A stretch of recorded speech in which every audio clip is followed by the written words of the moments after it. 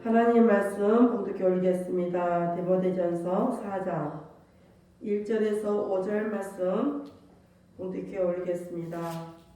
성령이 밝히 말씀하시기를 후일에 어떤 사람들이 믿음에서 떠나 미혹해하는 영과 귀신의 가르침을 쫓으라 하셨으니 자기 양심이 화에 맞아서 외식함으로 거짓말하는 자들이라. 혼인을 금하고 식물을 폐하라 할 터이나 식물은 하나님이 지으신 바니 믿는 자들과 진리를 아는 자들이 감사함을 받을 것이니라. 하나님이 지으신 모든 것이 선하면 감사함으로 받으면 받을 것이 없나니 하나님의 말씀과 기도로 거룩하여 재미이니라. 아멘. 기도합니다. 할렐루야. 아버지 하나님 감사합니다. 이 시간에 또 아버지 함께 하여 주옵소서. 종이 디모데전서 4장 1절로 5절 말씀을 가지고 마귀의 전략을 분별하라 라는 내용으로 우리를 나누고자 합니다. 종이 비록 부족하고 연약하고 입술이 우둔할지라도 오늘 종의 입술을 들어 사용하여 주옵시고 종의 입술로 선포되는 모든 말씀이 저들에게는 하나님의 말씀으로 들려지게 하옵소서. 사람의 말을 종의 말로 듣지 않게 하여 주옵소서. 오늘 시간에 깨닫는 은혜 주실 줄 믿사오며 우리 주 예수 그리스도 이름으로 감사하며 기도하옵나이다. 아멘. 오직 예수님밖에 없습니다. 우리를 구원하실 분도 예수님 한 분밖에 없습니다. 주 예수의 평강이 여러분에게 임할지어다. 아멘. 베드로의 신앙 고백합니다. 예수님 당신은 그리스도시요 살아계신 하나님의 아들이십니다.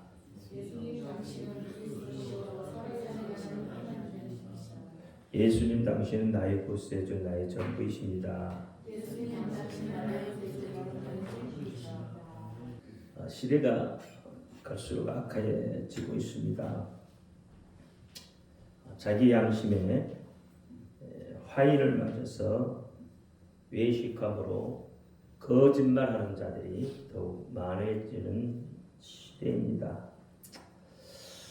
이제 다음 주가 되면 명절이죠. 설 명절이죠. 명절 때가 되면은 이 믿는 사람들에게는 마귀의 유혹이 더 거세지죠. 집안에 이 가풍이라는 명목 아래 또는 제사를 통해서 믿음이 도전을 받게 됩니다. 그래서 때론 타협도 하고 때론 물타기에 내몰리기도 할 때가 있습니다. 세상과 믿음이라는 갈림길에 갈등을 걷게 되기도 하죠. 이뿐이겠습니까? 이 땅의 삶을 살면서 도전받게 되는 신앙의 갈등들, 또 믿음의 갈등 속에서 걷게 되는 수많은 순간들 속에서 결단하시면서 믿음을 지켜온 여러분들에게 예수 이름의 능력과 권세가 차고 넘치기를 축원합니다. 사실 우리가 믿음 생활을 하면서 어려운 순간이 닥쳐오면 아무 생각 없이 내뱉는 말들 중에 이런 말이 있죠. 시험 들었다. 근데 이 시험 들었다라는 이 말은 아주 위험한 말입니다. 지금까지 지켜온 모든 것들을 한순간에 무너뜨려버리는 것이 되기 때문에 그렇습니다. 무엇 때문에 시험 들었다? 누구 때문에 시험 들었다는 것. 여러분 이 말은 헬라어로 말하면 페이라조라고 합니다. 이것은 인간으로 하여금 악을 행하도록 하는 사단의 계략을 말하기도 합니다. 데살로니가전서 3장 5절에 너의 믿음을 알기 위하여 보내었노니 이는 혹 시험하는 자가 너희를 시험하여 우리 수고를 헛되게 할까 합니다.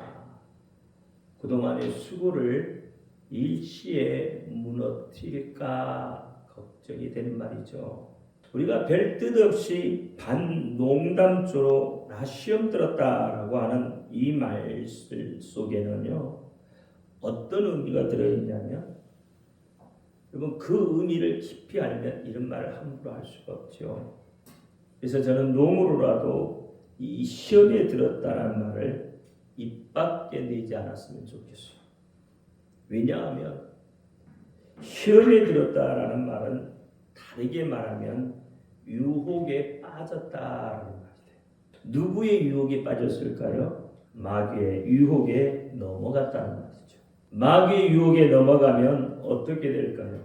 천국 가는 티켓을 잃어버린 거죠. 하나님을 떠나버린 거죠. 지옥 불구덩이를 향하여 달려가고 있다는 겁니다. 즉 하나님의 은혜를 잃어버렸다고 고백하고 있는 거예요. 내가 가지고 있던 가장 소중한 것을 잃어버렸다는 거죠. 이 시험에 들었다라고 하는 것은 잃어버렸다는 뜻을 포함하고 있어요. 또는 밭이 두 쪽 났다고 말하는 거예요. 여러분 큰 밭이 있는데 그 밭 가운데로 고속도로가 나버리면 어떻게 될까요? 밭이 두 동강이 딱 나가지고 이것은 합해질 수 없는 것이 되어버리죠. 그것처럼 밭이 두 동강이 났다, 두 쪽이 났다. 여러분 이렇게 밭이 두 쪽이 나는 것은 뭐예요? 하나님의 은혜를 잃어버렸다는 거예요. 예수 그리스도께서 십자가에 피 흘려 죽으신 구속의 은혜를 잃어버렸다는 겁니다. 성령님의 인도하심을 망각해버렸다는 뜻이에요. 그래서 마음밭이 완전히 두 쪽으로 갈라져 버렸다는 말이 돼요. 자신의 가치를 잃어버린 겁니다. 즉 다시 말하면 하나님께 배은 망덕하다 그 말입니다. 예수의 생명을 저버린 것이다. 그러므로 시험 들었다고 말하는 것은 여러분 교만의 극치를 말하는 거예요. 여러분 시험에 들었다는 것은 내 마음에 들지 않는다는 것이잖아요. 내 생각에 맞지 않았다는 거죠. 내 뜻대로 되지 않아 지금 화가 났다는 거잖아요. 그것을 시험 들었다라고 역설하고 있는 거예요. 마치 자기가 하나님의 자리에 자정에 있는 것 같습니다. 루시퍼처럼. 왜 루시퍼가 타락을 했고 하나님을 대적합니까? 이사야 14장에 보면은요, 자기 마음대로 생각하고 목별 위에 뛰어나리라 하나님과 비기리라 이렇게 하였기 때문에 그렇습니다. 즉 자기가 하나님의 자리에 앉겠다는 거죠. 자기가 판단 법정이 되어 있다 이 말입니다. 아담과 하와가 왜 에덴에서 쫓겨났습니까? 시험 들었다 이 말이에요. 하나님의 은혜를 잃어버렸고 하나님의 사랑을 저버리고 배은망덕한 결과가 바로 시험 들었다 이 말이에요. 하나님처럼 되고자 했다 이 말입니다. 창세기 3장 5절에 보니까 너희가 그것을 먹는 날에는 너희의 눈이 밝아 하나님과 같이 되어 선악을 알 줄을 하나님이 아시니. 누구 말이죠? 마귀의 말이에요. 마귀가 지금 아담과 하와를 유혹하고 있어요. 이 말을 들은 하와는 6절에 뭐라고 했냐면 여자가 그 나무를 본즉 먹음직도 하고 보암직도 하고 지혜롭게 할 만큼 탐스럽기도 한 나무인지라. 여자가 그 씨과를 따먹고 자기와 함께한 남편에게도 주매 그도 먹은지라. 이 여자가 지금 어떤 말을 들었죠? 이 실과를 먹으면 너는 하나님처럼 될 수 있어. 그 말이 있잖아요. 그 말을 듣고 보니까 듣고 그 실과를 보니까 보암직도 먹음직도 탐스럽게 돼. 마치 자기가 하나님처럼 될 것 같아요. 그래서 어떻게 해요? 얼른 다 먹어버린 거죠. 이게 시험 들었다. 하나님이 그동안에 자기들을 지켜주셨던 그 은혜를 한순간에 망각해버린 거죠. 잃어버린 거죠. 사실 누구 때문에 시험 들었다는 것은 그 사람을 그만큼 미워한다는 반증이 되기도 합니다. 하나님께 배은망덕하는 것과 사람을 미워하는 것은 그것을 무게를 달면은요, 그 무게의 값이 똑같다 이 말입니다. 그러므로 여러분의 마음에서 미움을 빼버리면 시험 들었다라고 말할 건더기가 없어지는 거죠. 요한일서 3장 14절과 15절 말씀에 우리가 형제를 사랑함으로 사망에서 옮겨 생명으로 들어간 줄을 알거니와 사랑하지 아니하는 자는 사망에 거하느니라. 그 형제를 미워하는 자마다 살인하는 자니 살인하는 자마다 영생이 그 속에 있지 아니하는 것을 너희가 아는 바다. 그러니까 미워하는 자가 더 괴로운 거예요. 더 힘든 거예요. 시험 든 자가 더 힘든 거예요. 사랑과 미움은 종이 한 장의 차이도 나지 않습니다. 순종과 불순종도 매한가지. 시험 들었다는 것은 누구 때문이 아니라 자기 자신 속에서 일어나는 결정이고 마귀의 유혹에 넘어가 하나님의 사랑을 잃어버리는 결과예요. 사랑하는 성도요, 마귀는 상대를 봐가면서 유혹하지 않습니다. 아무리 믿음이 좋다고 온 세상에 소문이 났어도 마귀는 주저하지 않아요. 하나님께서 그 믿음을 인정한 욥도 마귀의 시험을 벗어날 수 없었잖아요. 욥의 믿음을 시험하려고 주변의 모든 것들을 풍지박살을 내버렸지 않습니까? 심지어는 몸에 질병까지 심어서 하나님을 떠나가게 하려고 별의 별 수단을 다 동원했던 것을 우리가 기억하고 있지 않습니까? 물론 마귀의 시험을 이겨낸 욥의 믿음은 하나님으로부터 갑절의 복을 받지만 그 과정이 얼마나 힘들었겠냐마는 우리는 욥과 같은 그런 불같은 시험을 받지 않아도 구원의 기쁨을 누릴 수가 있는 존재들입니다. 왜 그러냐면 바로 예수 그리스도가 내 구주이시기 때문에 그렇습니다. 예수의 이름이 내 심령 속에 함께 내 속에 녹아져 있기 때문에 그렇습니다. 예수의 이름만 부르면 하나님의 모든 관심이 여러분에게 쏟아져 있기 때문에 욥처럼 불같은 시험 안 당해도 여러분 평안을 누릴 수가 있는 거예요. 아무리 믿은 지 오래되었다고 해도요, 분별하지 못하면 하루아침에 그 믿음이 무너져 버리고 마는 것이 바로 신앙이고 믿음이에요. 아무리 성경을 통달했다고 해도요, 예배를 멈추게 되면 모든 것이 무너지게 됩니다. 왜냐하면 마귀는 여러분의 믿음을 무너뜨리기 위해서 쉬지 않고 멈추지 않기 때문에 그렇습니다. 베드로전서 5장 8절에 그렇잖아요. 근심하라, 깨어라, 너희 대적 마귀가 우는 사자같이 두루다니며 삼킬 자를 찾나니 그랬습니다. 그러니까 마귀의 그 다음 말 9절 말씀에 보면은 마귀의 시험은 누구나 다 동일하게 당한다고 그렇게 이야기하고 있어요. 그러니까 누구나 다 아무리 믿음이 좋다고 해도 마귀의 시험을 벗어날 수가 없고요. 성경을 아무리 내 머릿속에 막 외우고 그래도 마귀의 시험을 당해낼 수가 없는 거예요. 아무리 여러분이 선하고 착하다고 해도 소용이 없습니다. 마귀는요, 일단 찔러보고 보는 거예요. 찔러서 들어가면 무너뜨리는 거고 안 들이면 또 찔러봐요. 그게 마귀가 하는 일입니다. 마귀는요, 우리를 미혹하되 우리가 혹하는 그것을 가지고 시험을 한다 이 말이에요. 혹하는 거, 그럴듯한 거, 정말 그거 가지면 될 것 같은 거, 우리가 가장 나약해져 있을 때 그때를 마귀는 놓치는 법이 없습니다. 여러분의 믿음이 어느 때가 가장 약해져 있을 때일 것 같습니다. 바로 나 시험 들었다라고 말할 때입니다. 그러니까 나 시험 들었다 말은 나는 마귀의 지금 밥이 됐다 이 말입니다. 여러분의 입술의 고백은 하나님께서도 듣지만요, 마귀도 사탄도 듣고 있다는 사실을 기억해야 합니다.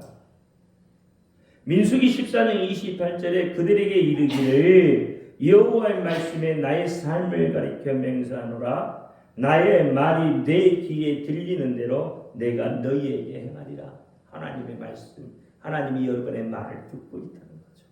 전도서 10장 2절에도 20절에도 심중이라도 왕을 저주하지 말며 침방에서라도 부자를 저주하지 말라. 공중의 새가 그 소리를 전하고 날짐승이 그 일을 전파할 것입니다. 이 말을 우리나라 속담으로 말하면 남말은 새가 듣고 반말은 쥐가 듣는다 이 말이죠. 마귀는 언제나 인간의 약점을 파고 들어옵니다. 할 수만 있으면 어떠한 방법이라도 다 동원하는 거예요. 인간에게는 어떤 약점들이 있습니까? 요한일서 2장 15절과 16절 말씀에 보면 인간의 약점이 다 들어있어요. 이 세상이나 세상에 있는 것들을 사랑하지 말라. 누구든지 세상을 사랑하면 아버지의 사랑이 그 속에 있지 아니하니. 이런 세상에 있는 모든 것이 육신의 정욕과 안목의 정욕과 이생의 자랑이니 다 아버지께로 쫓아온 것이 아니요 세상으로 쫓아온 것이라. 이 세상도 그 정욕도 지나가되 오직 하나님의 뜻을 행하는 이는 영원히 거하느니라. 자, 이 말씀에 보니까요, 육신의 정욕, 안목의 정욕, 이생의 자랑, 이건 아버지께로 온 게 아니에요. 누구께로 왔다고요? 마귀로부터 왔다는 거예요. 근데 이거 모든 것은 다 지나간다는 거예요. 다 지나갈 것이에요. 그러면서 26절에 너희를 미혹하는 자들에 관하여 내가 이것을 썼노라. 미혹한 자가 누구인지를 바로 알라고 이야기하는 겁니다. 그러면서 3장 7절에는 자녀들아 아무도 너희를 미혹하지 못하게 하라. 아무도 여러분을 미혹하지 못하게 하라. 말씀에 바로 서 있으라는 이야기죠. 인간이 가지고 있는 이 약점들을 마귀는 예수님까지도 미혹하려 들고 있잖아요. 마태복음 4장에 보면 마귀가 예수님을 시험하는 장면이 나와요. 그 장면들을 우리가 살펴보면 요한일서 2장 15절부터 16절 말씀과 연결이 되어지고 있다 이 말이에요. 똑같다 이 말입니다. 그러면 마귀가 첫 번째 예수님을 유혹한 내용이 무엇이에요? 예수님이 광야에서 40일 금식 후에 줄이실 때에 마귀는 어김없이 예수님께 다가와 시험을 합니다. 그러니까 예수님이 가장 약해져 있을 때이겠죠. 예수님이 인간의 몸을 입고 있었으니까 40일 동안 굶었으니까요. 얼마나 약해져 있겠습니까? 그러니까 마귀는 이렇게 약해져 있을 때 파고 들어온다는 거예요. 파고 들어오면서 뭐라고 했어요? 돌들을 명하여 떡덩이가 되게 하라. 돌을 명하여서 떡이 되게 하라. 그 말이죠. 즉 이 말은 뭐예요? 육신적인 문제, 육체의 정욕을 무기로 예수님께 도전합니다.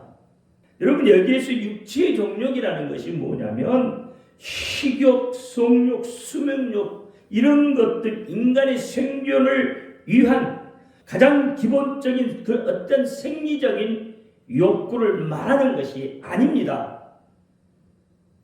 우리는 여기에서 그렇게 봤다는 말이에요. 지금까지. 그런데 그것이 아니라 이 타락한 본성으로 하나님께 불순종해서 자신의 어떤 육체적인 욕망을 추구하려는 그런 것이다 이 말이에요. 육체의 욕망이에요. 욕망. 인간이 꼭 필요한 그것들을 취하기 위한 것이 아니라 우리가 육체적인 욕망이 많지 않았습니까? 그 어떤 욕구들 그것을 충족시키기 위한 것이다 이 말이에요. 예수님께서 마귀에게 강한 펀치를 한테 올려 붙이죠. 뭐라고 말씀하시죠? 사람이 떡으로만 살 것이 아니요 하나님의 입으로 나오는 모든 말씀으로 살 것이다. 사람이 사는 것은 육체적인 어떤 그런 욕망, 욕구로 사는 것이 아니라는 거예요. 하나님의 입에서 나오는, 하나님의 입으로 나오는 모든 말씀으로 살아가는 것이다 이 말이에요. 그러니까 성령 충만한 자는 여러분 맨날 며칠을 안 먹어도 든든해질 수 있는 거예요. 왜? 하나님의 말씀이 그에게 양식이 되었죠. 두 번째는 어떻게 미혹하고 있습니까? 성전 꼭대기에서 뛰어내리라. 여러분 성전 꼭대기에서 이렇게 보면 뭐가 보여요? 눈으로 보이는 것들이 참 많이 보일 거예요. 이것이 뭐예요? 안목의 종력이다 이 말이에요. 이 안목의 종력은 육체적인 욕망이 어느 정도 채워지고 나면 이제는 눈을 즐겁게 하는 일에 몰두하게 되는 거예요. 이것이 우리가 말하는 문화입니다. 문화. 여러분 배가 채워지면 문화를 즐기고 싶잖아요. 배고픈데 문화 즐기고 싶은 생각 없잖아요. 그러니까 배가 채워지면 육체적인 게 채워지면 육체의 욕구가 채워지면 이제는 문화를 즐기려고 해요.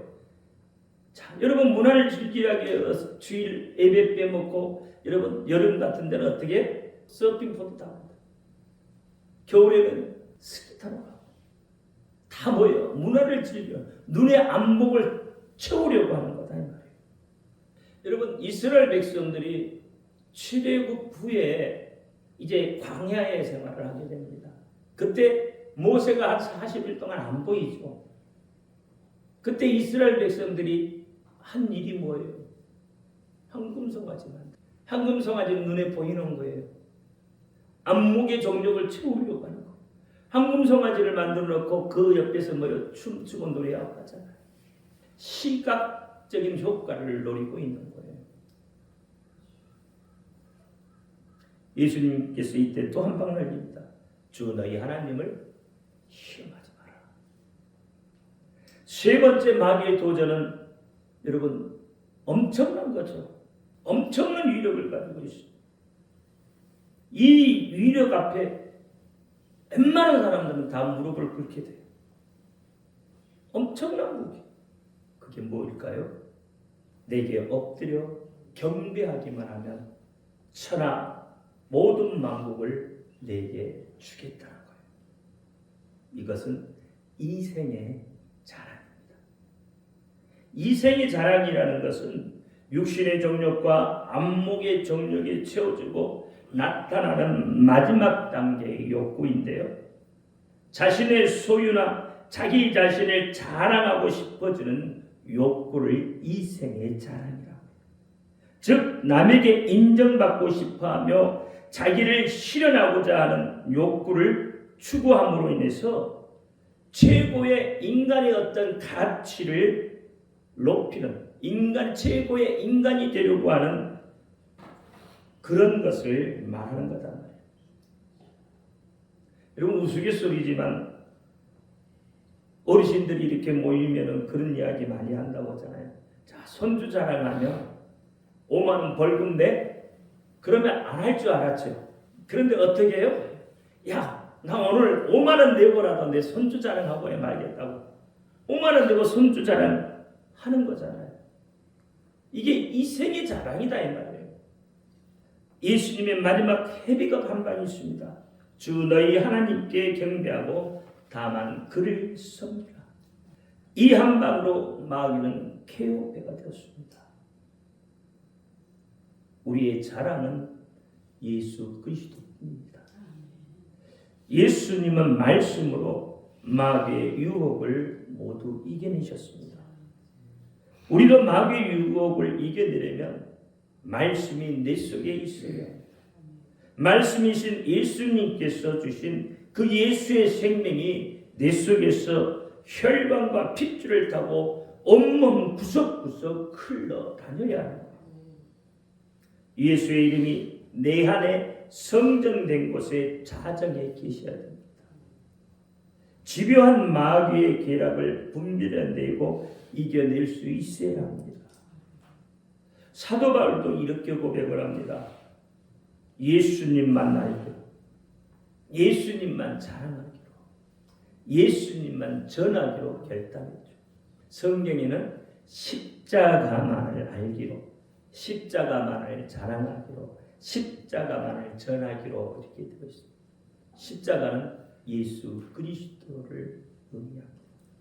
그렇게 결단함으로 인해서 무수히 많은 시험과 어려움을 이겨낼 수 있었습니다. 사도 바울만큼 여러분 고난을 받지 않았지 않습니까? 않지 않습니까?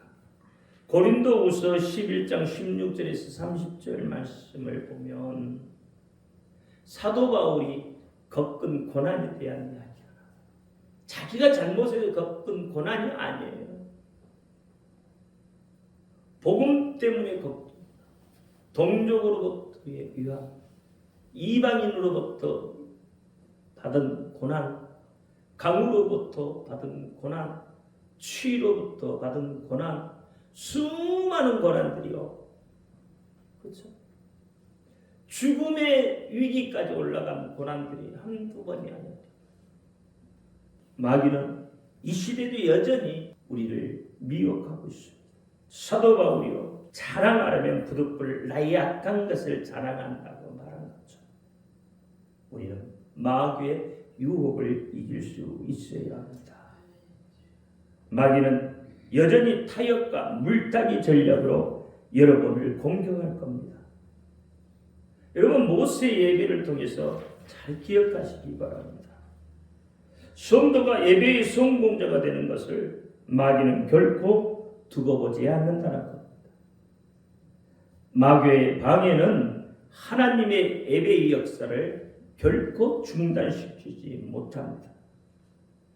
그러니까 마귀가 쓰는 타협, 물타기 전략을 잘 분별할 수 있어야 한다 이 말이에요. 출애굽기 8장에서 10장이 바로 마귀의 전략입니다. 그 첫 번째가 애굽 땅에서 하나님께 제사를 드리라고 하는 거예요. 이것은 하나님도 섬기고 이 땅의 신도 섬기라는 거예요. 그러니까 이것은 혼합주의, 다원주의. 여러분 10계명의 제1계명부터 4계명까지는 뭐예요? 하나님만 섬기라. 오직 하나님 한 분밖에 없다는 겁니다. 그런데 오늘날 수많은 사람들이요, 수많은 교회들이 어떻게 이 혼합주의에 물들어 버렸어요. 종교다원주의에 물들어가고 있어요.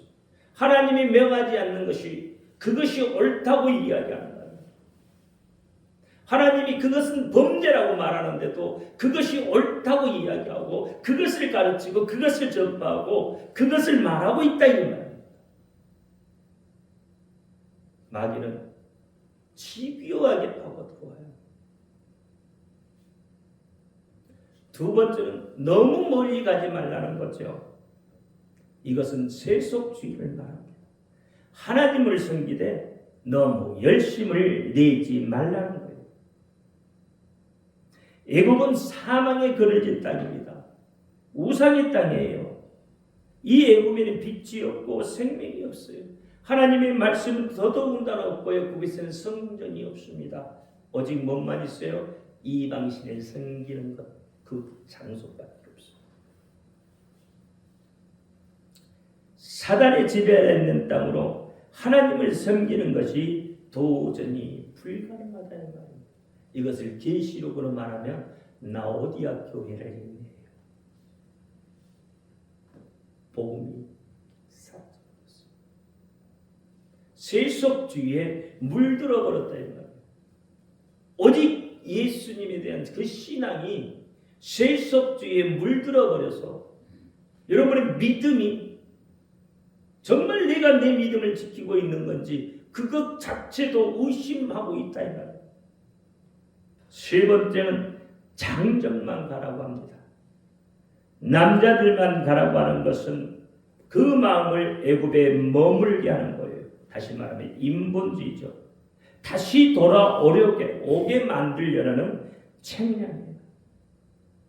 그래서 인정, 애정, 감정을 이용해서 유혹을 하게 돼요. 여러분, 인정을 따르면 하나님의 뜻을 모르게 되고 애정에 치우치면 하나님을 경외하는 마음이 멀어지고 감정을 따라가면 하나님의 섭리를 모르게 되는 거예요. 갈라디아서 5장 24절 말씀에 보면 십자가에 자기를 못 박으라고 했어요.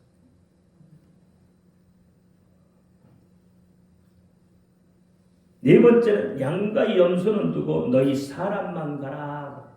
그것은 물질주의를 말합니다. 사단은 물질로 하나님을 섬기지 못하게 합니다. 희생제물 없이 하나님을 섬기라는 것이죠. 재물이 없는 경배는 온전한 경배라 할 수 없습니다. 그래서 예수님은 마태복음 6장 21절에 내 보물이 있는 곳에 내 마음도 있다.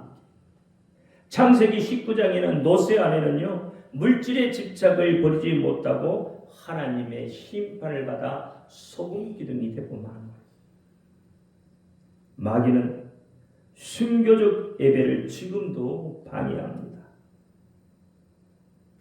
우리가 여기서 분명히 알 수 있는 것은 마귀는 성도가 교회에 나와 예배 드리는 것을 결코 좋아하지 않습니다. 모세는 어떠한 상황에도 바로에게 굴복하지 않았습니다. 여러분, 건강의 유지가 식사라면 영적인 건강의 필수는 예배가 되는 겁니다. 그러면 예배가 무너지면 결국 모든 것이 무너지고 예배 없는 신앙은 모래 위에 세운 집과 같은 것이 되고 마는 거예요. 이제 우리는 무엇으로 이 어려운 난국, 이 어려운 시대를 이겨내야 합니까? 마귀의 전략을 잘 분별할 수 있는 방법은 예배밖에 없습니다. 예배를 통해서 하나님의 뜻을 깨닫고 우리 모두 영생의 복을 누릴 수 있기를 예수의 이름으로 축원드립니다. 기도합니다. 할렐루야. 아버지 하나님 감사합니다. 오늘 마귀의 미혹을 분별하라는 내용으로 은혜를 나누었습니다. 알게 하신 하나님, 깨닫게 하신 하나님, 잘 이것을 분별하고 깨달아 마지막 이 시대를 이겨내고 우리의 믿음, 우리의 신앙을 지켜낼 수 있도록 하나님 도우시고 함께하여 주옵소서. 예수 그리스도 이름으로 감사하며 기도하옵나이다. 아멘.